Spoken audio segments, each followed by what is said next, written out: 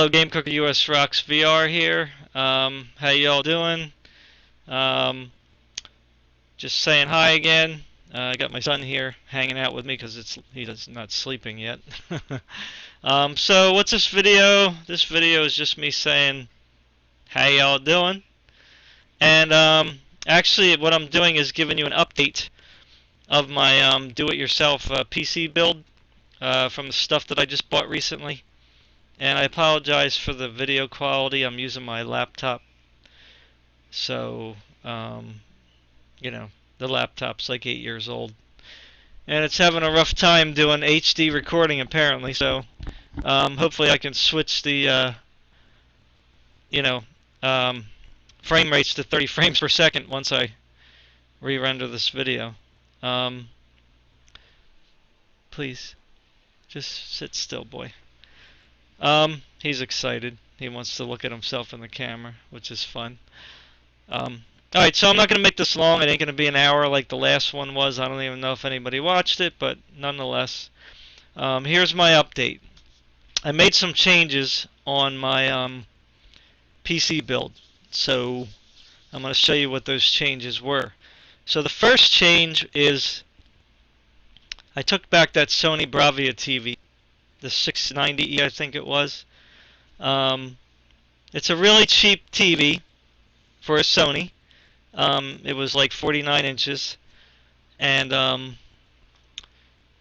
not going to say it's a terrible TV, but what I had a problem with, since I'm using it for my gaming and PC and video editing, as well as watching Netflix and Amazon, when I was close to it, even like this kind of arm length, I could see the pixels very easily.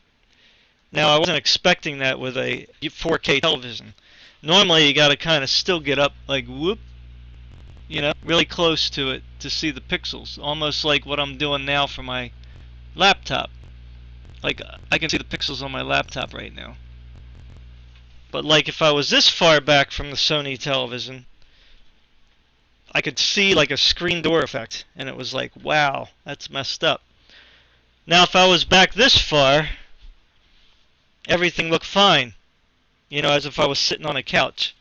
I mean, if you look very carefully, you could still see the pixels. So anyway, so I took that Sony Bravia back. I don't recommend buying a cheap model Sony. It's not worth it. I would go with an LG cheap model or a Samsung cheap model. They, at least from my experience seeing them and buying them, the lower model LG and Samsung models look pretty decent, even though they're only $400 or $500. So what I went out and did is I went out and bought a Samsung television.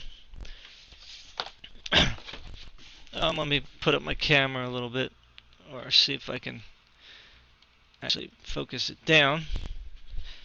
Okay, so I don't know if you can see the model. Stay on the chair. The model number here, but it's a, let me see if I can get it closer. The lighting in this room, I don't know what's the problem. Okay, you can see it right here. It's an MU7000, 49 inch. Now the actual screen size diagonally is 48.5. And I'm not sure if it's this silver color. If it is, I'll be really happy. Alright, so this one here was like, I don't know what the exact price was, $549. And the M7000 series, it's got the Bluetooth and it's got the advanced HDR, so the colors look even better than even the 6000 and lower models. And they look pretty good, the 6000 and lower. They actually look pretty decent. So the price was right. I could have gotten LG 43-inch for, geez, Best Buy had them on sale for like $299. So if you really are tight on money, I would go ahead and get that LG 6300, and use it as a computer monitor, because that's a freaking steal. And that's 4K too. I'm not talking about a 1080p model. So LG 4300 or any of the Samsung 6300, the 7000 series. These are good for monitors. Now you're not going to have super duper fast refresh rates, but I don't know if you can see this MR120 here. That motion rate or whatever it's called, motion Samsung motion viewing. It actually works pretty good at smoothing out the picture. Um, so I don't get a lot of like lag when I'm using my computer. And you can make adjustments to your mouse and stuff to decrease the input lag and stuff. And Windows does support HDR now, Windows 10. Um, what else? Yeah, so anyway, I'm just going to go ahead and open this up. And I'll fast forward this part so you don't have to like watch me do it all. But I'm going to just see what color this TV is. Let's see if I can. The knife. Stay on it.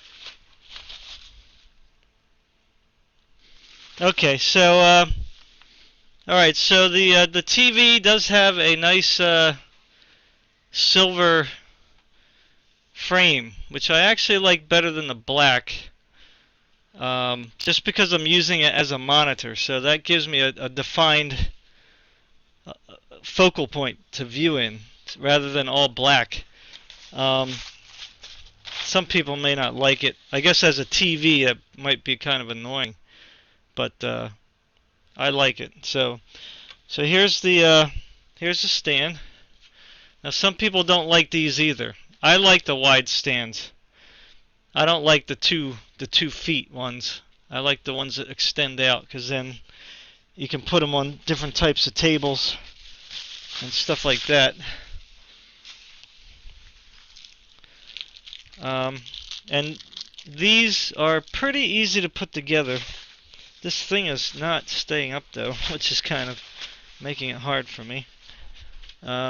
Okay, so alright, let me see here how to put this thing on.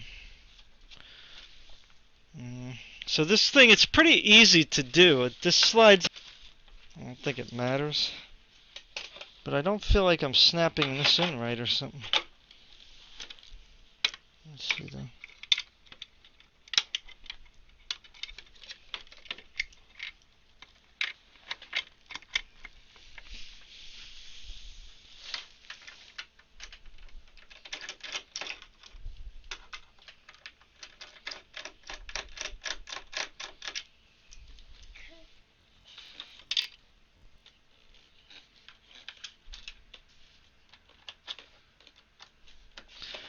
So what about those Eagles? They're going to the Super Bowl. I can't believe it. I'm going to strip it out if I do it anymore. I'll tighten them later or whatever. Alright, so, okay, so here's the big stand here. So this thing's on here now. And again, I'm probably doing this very wrong. And then you just kind of, I'm just kind of ad-libbing here, trying to remember how it went on before. So this is how it sits. Okay. Then they got screws here, which should go into this one, hopefully. I did it right. So this goes.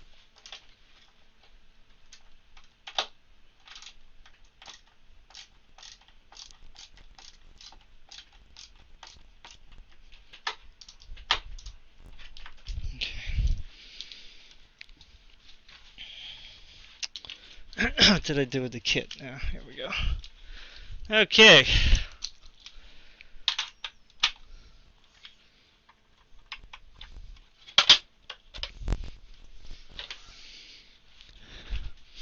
Okay, here it is. So you can pick it up there like that.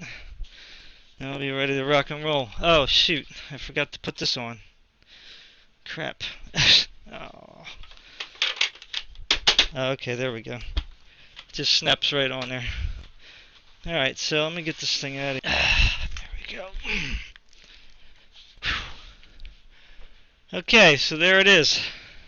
Probably not the best picture because it's not HD. It's only 720p on this crappy laptop. So this is just the cover. How do you get that off? You just peel this off somehow. What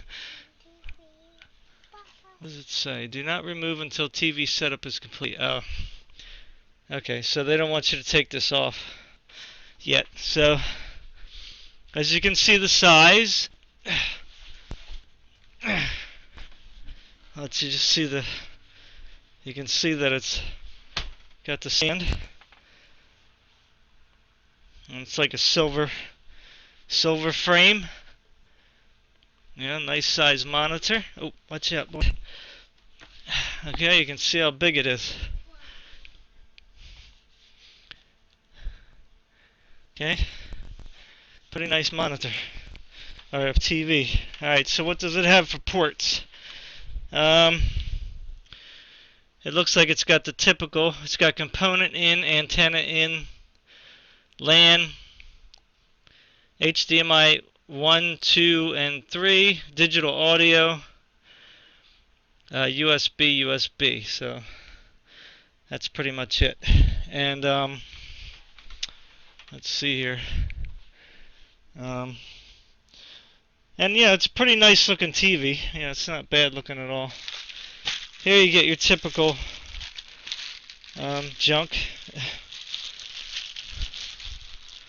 stuff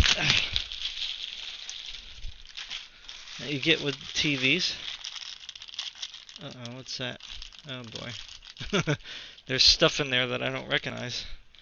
You get your power cable, component adapters, and I'm not sure what these are yet. Now this TV comes with the Bluetooth built in, so you can use Bluetooth headphones if you want. So like if I just wanted to shut my computer off and chill out and be quiet with my headphones, the Bluetooth will basically search like your phone does for other devices, and you know, you just click on whatever the name of your device is and it will start pairing. Now this remote control here, my other Samsung TV was a 6000, or no, it was a 5000 something. I think a 2016 model, and it's pretty much still the same. Nothing has changed as far as like their basic design of the TV's instruction manual. So where's the knife? Let me get this thing on there. I mean, I like the Samsung televisions. I really like their picture. I mean, it's clear. You can't see the pixels that easily. I mean, I'm assuming this TV is going to be the same quality as, you know, if not better than my other one. And I've seen them in the store. Don't, watch out, don't hit the TV. Alright, so this one here, the difference between this one and mine, which is like the super basic model, this one here, is, if you can see, has a little microphone symbol there, see it? So this one you can actually use your voice to operate your TV and do searches. And you know, some people don't like this remote because it's too basic looking. You know, there are a few things in here that that they could have added, but whatever. It's simple. You know, you got your volume, your channel, your home, your back, and then you got this like colored buttons here. That's just extra options. Like if you want to like add a show to your favorites. You know, or something like that, whatever. They have different functions. So, you know, the remote is not going to be as advanced per se with a million buttons on it like other ones. But once you get the hang of it, it's just really simple. It's small. You can pretty much memorize where everything is. So if it's dark out, you're not going to sit here going, "Oh, where's the buttons at?" You know. So anyway, that's the remote. Um, Now for my Bluetooth speakers, I didn't show you guys last time. Let me go grab them real quick so I can show you which ones I'm using for my other TV so you can see what I was using. Okay, so I thought this wasn't going to be long. This is what I bought here. And that worked perfectly fine with my other Samsung television. So if you want to know at least one kind of Bluetooth that works with the Samsung, this one was fine. You know, the sound is okay. These aren't expensive. I think this was like $39.99 or something for these, or $49.99. So they're not the cheapy ones. And these very well might be the more expensive ones. I don't have much experience with Bluetooth headphones, so it's Sony. It's good quality, you know. They kind of they're not as comfortable in the ears, so you might have to like loosen up the where is it here? The this thing. You know, stretch it out a little bit so it bends easier, so it's not so like um, you know, hard and tight. Um, you can also extend them like a normal headphones, which helps too. So anyway, that's the ones that I use. So I went and changed what processor I'm going to use. So some of you out there who know about processors might have kind of disagree with my choice, but so I got the 87, excuse me, the Ryzen 7 1800X with the ASRock motherboard. After looking online some more, I came across a 7800 and a 7820X Intel. Now, I'm already aware that they're the Skylake edition processors. So I went with the 7820X. It's an 8-core Intel processor. What do you think about that? 8-core Intel. And I have the MSI X299 Raider motherboard, which I'm going to show you right now. So the price of the 7820X, I actually happened to get a clearance model, so I only paid $424 for it. And the motherboard was $204, so that was kind of like a bundle price too. And then of course I got the replacement plan. So I was paying $330 for the Ryzen 7 1800X. It's 8 cores. It's like I think 3.8 base and 4 gigahertz turbo. And from what I was reading, you know, unless you do some serious stuff to it, you can't overclock it past 4.1 gigahertz. Now, I'm not all about overclocking per se, but I know the Intel chips, at least in their turbo mode, they can usually go pretty high. So, of course, the 7800X is not that case. So here you go. So, the i7 7820X has a base clock of 3.6 gigahertz, which is lower than I would have preferred. But I believe its turbo mode is 4.3 gigahertz, which is fine enough for me. I mean, that's more than enough for my needs. And it's 8 cores, not 6 cores. So, and it's got 11 megabytes of cache. I don't know why it's so little, because I think the 8700 has like 14 megs, and that's a 6 core. So I don't know why they kind of skimpied out on that. Maybe they wanted to get these things out as quickly as possible. I don't know. But here it is here. I don't know if you can see. Alright, so you can probably see it at this angle. If I go like this way. There it is. So the i7-7820X 8-core Intel processor.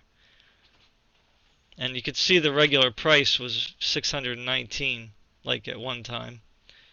You can get them on sale now for like $499 at Micro Center.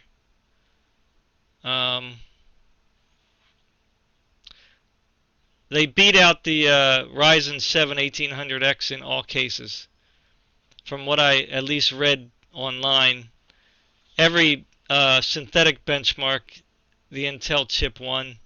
And in most cases, if the gaming is a kind of a difficult situation to assess because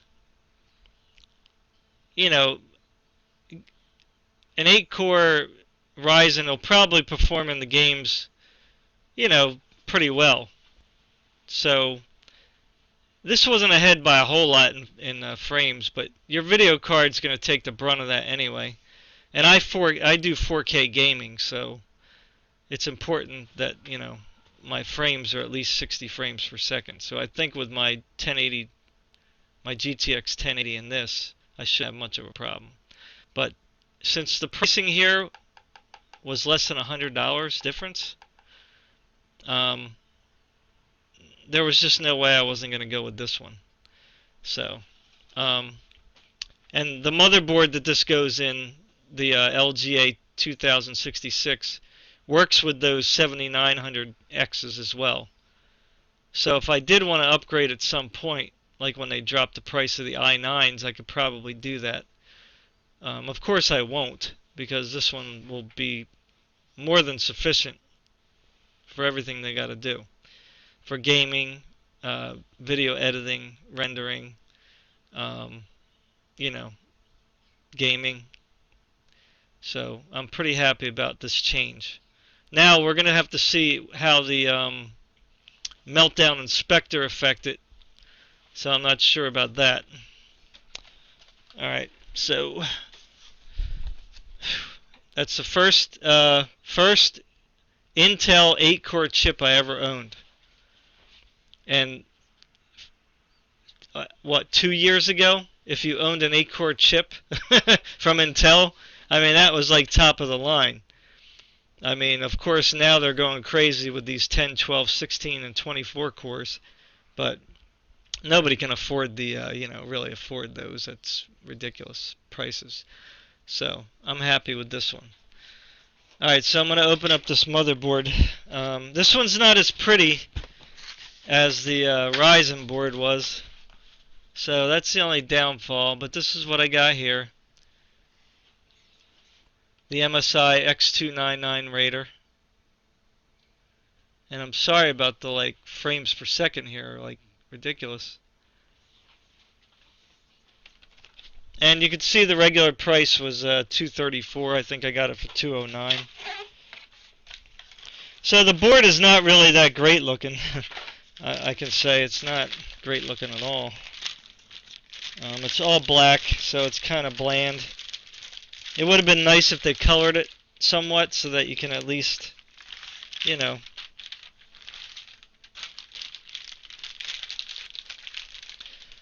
But this is what it looks like. Nothing special. You can see here though that they have that shielding here on this PCI Express slot, and it does have two M.2 slots, which are I can't see because I got my contacts on. I'm not sure actually. It's kind of weird. I think they're right here though. There's one here and one here. So they're kind of spread out. And then it's got 4 DDR4 RAM slots here. And this is the socket, of course. So yeah, it's you know, I don't know if you can see the name on there.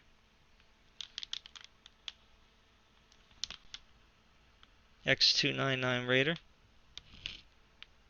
This camera just is not the best for close up, that's for sure.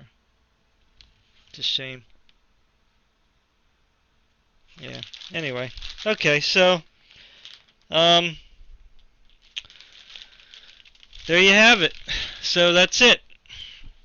So I switched over to the 7820X. I know I'm going to get probably a lot of negative feedback for doing that, I guess, because it's a Skylake chip. Um, you know, people probably want me to go to the Ryzen 7. Um, you know, I had it. You saw it. But I don't know, man. Something was just telling me in my gut that I'm just not going to be as happy with it, you know, as I should be. And it could be just because I got cold feet. You know, because whenever you try a new product, you know, you kind of get a little worried.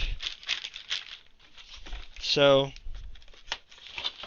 maybe that's what happened. But after looking at the 7820X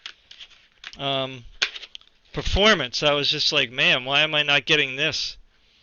I mean, an 8-core Intel processor, 16 threads. I mean, what can I say? I mean, you have to get it. I mean, that's just the way it is. Intel just is still core to core better than Ryzen. So Ryzen did their great prices and all that stuff, but you know, I proved to you that if you look hard enough, you know, you can, and you have a little bit extra money to spend. You can find good deals. You just have to look. You have to be willing to be a little patient. Do a lot of looking. I did a lot of searching. I didn't even know this chip existed. I kept looking at the 7900X and the 7920X, and I was just like, man, they're nice chips, but they're just too expensive. So when I came across these two, which is the i7 7800X, which is an 8-core process, a 6-core processor. So I have no idea why they even made that, because you have the 8700K. So I have no idea why they made another 6-core Intel processor. That just was silly. But an 8-core, yay, good, good, good, good. All right. So anyway, guys, thanks a lot. I'm gonna try to get this computer put together this week. But I don't know, the week is going by so fast. I'm not sure if I'm gonna get around to it. So anyway, love you guys. Thanks for watching. Um, Sorry for changing my build, but I just had to, because the Sony TV 690E just didn't cut it. Didn't look very good. And you're lagging it, buddy. Because there's too many pictures in here. My laptop's crying.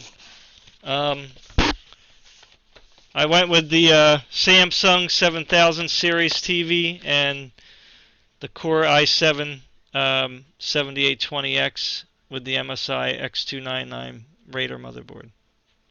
Alright, don't forget to subscribe, guys, for updates. I'll be doing more games coming up. You know, it's just real life has just been taking up a lot of my time. Alright, peace. Take care.